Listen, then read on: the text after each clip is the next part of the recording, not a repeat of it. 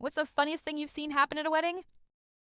I've been to a few weddings in my time, but there's one that still makes me laugh every time I think about it. It wasn't because of a funny speech or some awkward dance moves. No, this wedding had something much better. It all started when I was at a friend's wedding. Everything seemed normal at first. The ceremony was beautiful, the couple looked perfect, and the guests were all dressed to impress.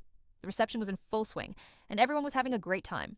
The food was amazing, the music was playing, and people were mingling. But the real fun started when the bride and groom decided to kick off the party with a traditional wedding dance. As they were spinning and swaying to the music, everyone gathered around to watch. It was one of those romantic, picture-perfect moments. But out of nowhere, just as the couple was about to do a spin, the groom's pants ripped, right down the back.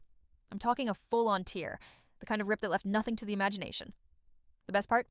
He didn't notice at first. The bride kept twirling, completely unaware, and the guests were trying to stifle their laughter. But once the groom realized what had happened, he froze. His face turned bright red, and the music seemed to stop. He took a few steps back, trying to hide the damage, but it was too late. At this point, everyone was staring. Some people were giggling, while others were just trying to figure out if this was part of the act.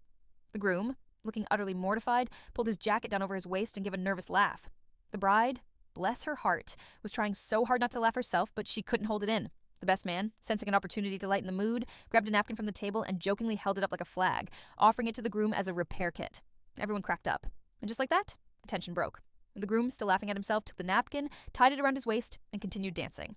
From that moment on, the wedding was filled with laughter and jokes about the great pants incident.